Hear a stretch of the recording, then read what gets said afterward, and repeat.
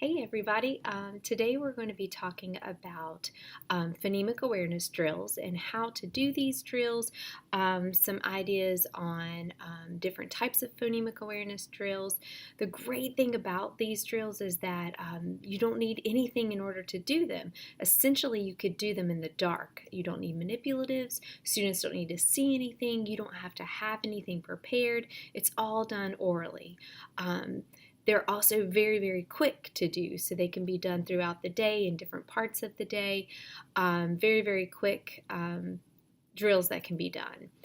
A big thing I want you to remember, though, is that it's very important for a teacher to set up a procedure for these drills. Procedures matter, so make sure that your students know what it means when you're talking and how to cue them when you're talking and how to cue them when it's time for them to respond to the drill. For example, when my hand is raised, that means I'm talking and my students should be listening. When my hand is dropped, that's when they know it's their turn to respond. Another way could be my hand is up, wait, and I'm talking, students are actively listening, and I might point to the students, and that's when they know to respond. So again, procedures matter, so make sure your students know that if your hand is raised, they need to be actively listening to what the drill is and thinking about their response as well. So I'm just going to go through some of these today and show you some ideas for them that you can work with. We're going to start with an easy one and move to more challenging phonemic awareness drills as we go, okay? So the first one I want to talk about is phoneme replication. Phoneme meaning that fancy word for sounds, right? So phoneme replication simply means repeating a sound. So basically in this situation, a teacher's going to say a sound and the student's going to then say that same sound back. This is really important for us to listen to what our students are saying, how they're producing sounds, making sure they're keeping that short U off the end of sounds, clipping that sound off. If they're using a voiced sound or a voiceless sound, things of that nature. So in order to do the phoneme replication, teacher would simply start by saying, say, ah, student responds, ah, say, b, student responds, b, say, s, student responds, s, and on and on and on with different sounds. Now you can concentrate on sounds that a student needs to work on. Vowel sounds would be very important to work on here.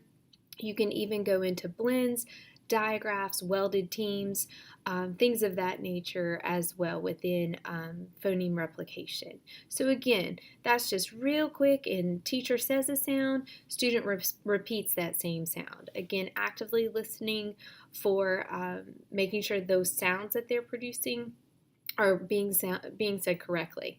The video I posted before goes through the sounds of the letters of the alphabet if you need to refer to those just to make sure you're pretty savvy with those sounds as well.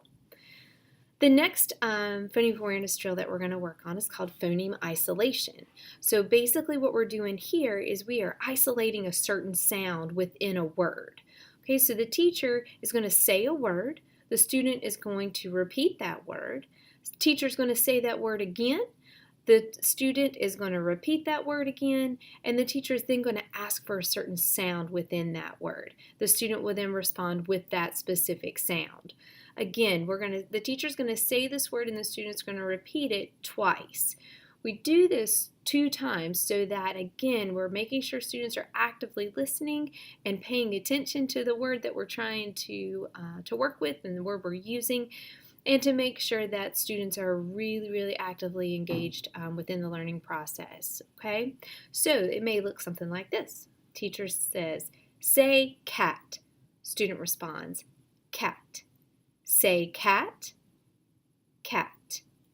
Say the first sound in cat. Student responds, k. Now, I definitely want to make sure that you remember when you're asking for certain skills, such as saying the first sound in a word, you give that time for think time, that processing time, because you're going to have students who are going to be really, really quick with wanting to say that sound, and they'll get it all the time really, really fast. And you're going to have your other learners that may need a little extra time processing what you're wanting and coming up with the correct response. So again, procedures matter. So if you have your hand up, they're not speaking, they're holding onto their thought, trying to figure out what they want to say, and then you give them permission to respond to what you want.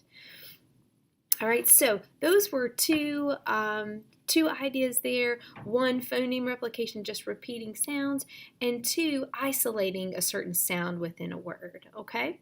So in videos to come, we're going to work on some other ideas within phonemic awareness drills too. So stay tuned.